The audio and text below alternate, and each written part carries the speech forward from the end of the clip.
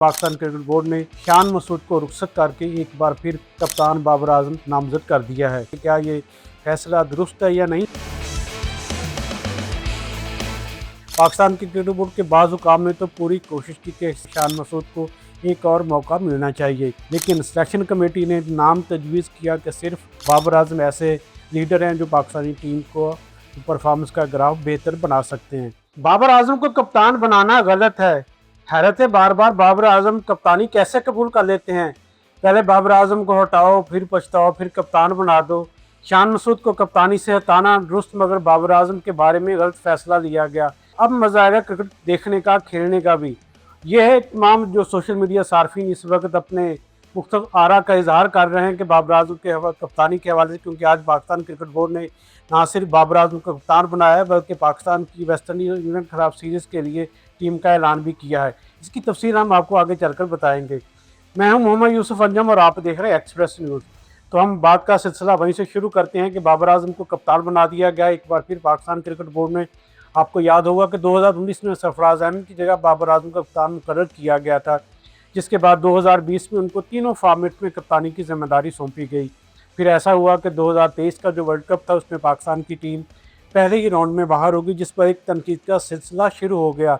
और जो नई इंतज़ामिया थी पाकिस्तान क्रिकेट बोर्ड की, उन्होंने आते ही बाबर आजम को तीनों फार्मेट से अलग कर दिया। यानी अब नया कप्तान मुकर्रर किया गया शान मसूद, जिनकी क़यादत में पाकिस्तान की टीम ने 16 मैचेस खेले और सिर्फ 4 में उसे कामयाबी मिली। 12 मैचेस पाकिस्तान टीम को हारना पड़े।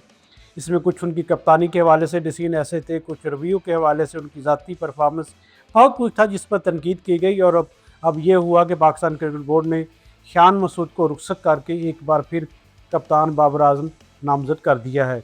बिल्कुल, ये क्या, इसके बारे में हम बताएंगे आगे चल कर के क्या ये फैसला दुरुस्त है या नहीं। लेकिन उससे पहले हम स्टैट्स देखते हैं कि बाबर आजम की कप्तानी में पाकिस्तान की परफॉर्मेंस क्या रही बतौर कप्तान। बाबर आजम ने 20 मैचेस में पाकिस्तान की नुमाइंदगी की। 10 मैचेस पाकिस्तान में कामयाबी मिली पाकिस्तान को, 6 मैचेस में हमें शिकस्त हुई, जबकि 4 मैचेस ड्रॉ हुए। ओवरऑल अगर बात की जाए तो इसको 50% हम कह सकते हैं कि उनकी कप्तानी में पाकिस्तान की टीम की जो परफॉर्मेंस थी वो 50% कम से कम ज़रूर रही।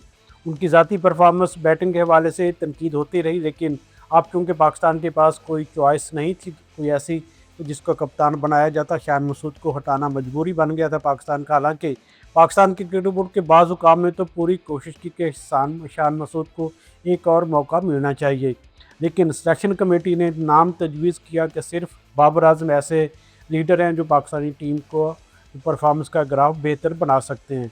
आज कज़ाफ़ी स्टेडियम लाहौर में जो सिलेक्शन कमेटी के रुकन थे आकिब जावेद, मिसबाह हक, असद शफीक, इन्होंने टीम का ऐलान किया। और उससे पहले मीडिया के मुतालबे पर यह कहा गया कि कप्तान का ऐलान पहले किया जाता, वो बाबर आजम का नाम उन्होंने लिया। बाबर आजम की कप्तानी के हवाले से कोई अभी तक मुद्दत का तयन तो नहीं किया गया, क्योंकि आकिब जावेद जो कहते हैं कि हम तो ये चाहते हैं कि पाकिस्तान टीम में बार बार तब्दीलियाँ ना करना पड़े, तसलसल होगा तो फिर टीम की परफॉर्मेंस होगी। इसलिए हमारी ख्वाहिश है कि बाबर आजम को अगर कप्तान बनाया गया तो अच्छी परफॉर्मेंस दे, तमाम खिलाड़ी बेहतर खेल पेश करे और पाकिस्तान की टीम कम से कम 2 या 3 साल इसमें कोई गैर ज़रूरी तब्दीलियाँ ना करनी पड़े।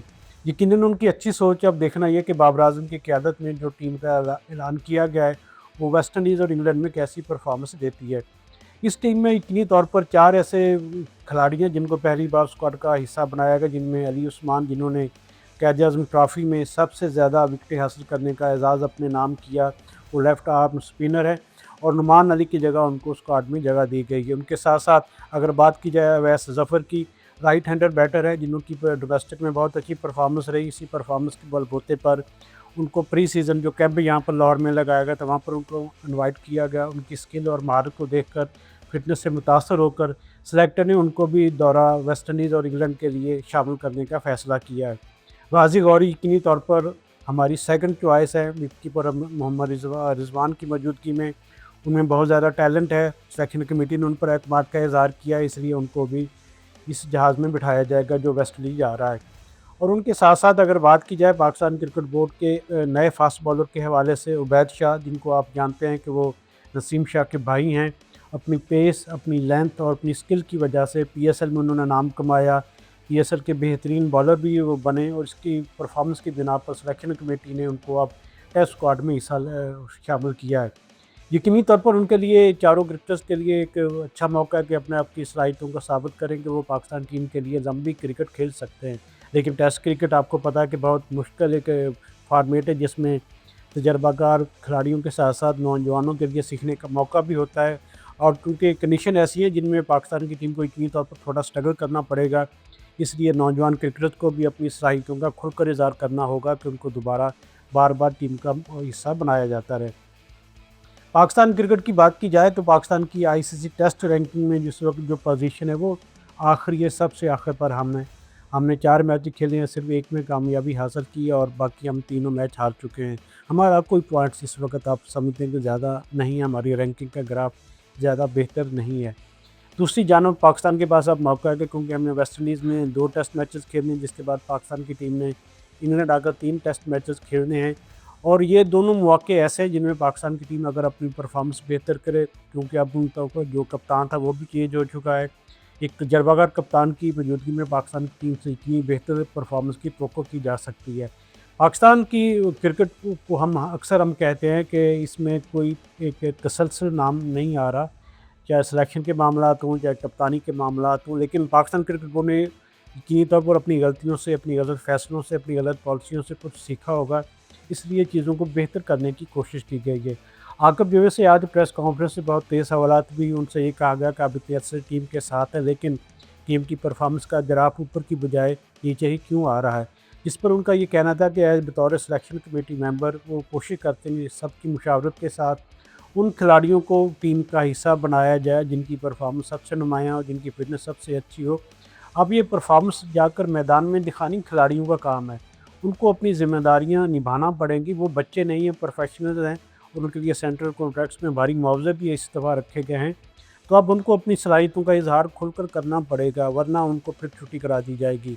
यकीनी तौर पर आप भी चाहते हैं कि पाकिस्तान की जो क्रिकेट का ग्राफ हो बेहतर हो, सिलेक्शन कमेटी भी यही चाहती है, टीम इंतज़ामिया की भी ये ख्वाहिश है कि पाकिस्तान की जो क्रिकेट है ना सिर्फ टेस्ट मैचेस बल्कि वनडे और टी20 फॉर्मेट में भी ऊपर जाए।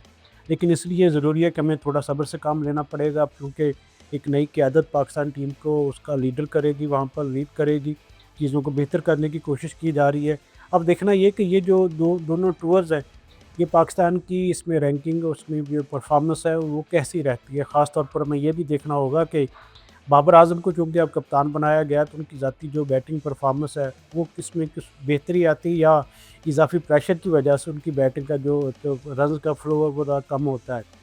यकीनी तौर पर जो बाबर आज़म ने ये फ़ैसला बड़ा सोच समझ कर किया होगा, और पाकिस्तान क्रिकेट बोर्ड ने बड़े वाज़ेह अल्फाज में ये वाज़ेह किया है कि उनके पास और कोई चॉइस ही नहीं थी, क्योंकि बाबर आज़म का माजी का जो रिकॉर्ड बहुत अच्छा था, उसी तजर्बे को बुरुए-कार लाते हुए हमने ये फ़ैसला किया कि बाबर आज़म को अब टेस्ट टीम की क़यादत सौंप दी जाए। यकीनी तौर पर इस पर जितने भी हमारे देखने वाले सोशल मीडिया सार्फिन के तबसरे जारी हैं, कुछ इनकी मुखालफत कर रहे हैं, लेकिन बाज़ अक्सरियत ने उस फ़ैसले को सराहा है कि ठीक है, बाबर आज़म ने दोबारा कप्तानी कबूल की, हमें उसको थोड़ा टाइम देना चाहिए, और ये देखना चाहिए कि उन्होंने अपने जब कप्तान नहीं थे उस अरसे में दूसरे कप्तानों से क्या सीखा, पाकिस्तान की जो क्रिकेट की पॉलिटिक्स है उसको किस हद तक वो समझने में कामयाब हुए, किस हद तक वो अब बतौर लीडर एक पाकिस्तान की टीम का जो ग्राफ है वो बेहतर करने की कोशिश करेंगे। यकीनी तौर पर हम आने वाले जो वीडियोज़ होंगे इसमें आपको इसके हवाले से मज़ीद अपडेट भी शेयर करेंगे, टीम की तैयारियों के हवाले से, टीम के ट्रैवल प्लान के हवाले से। आप हमें बताइएगा कि आपने बतौर कप्तान बाबर आज़म को कैसा पाया? अब एक बार फिर उनको ये क़यादत की ज़िम्मेदारी सौंपी गई है, आपकी नज़र में ये फ़ैसला कैसा है? अपनी राय से ज़रूर आगाह कीजिएगा। उस वक्त हमें इजाज़त दें। अल्लाह हाफ़िज़।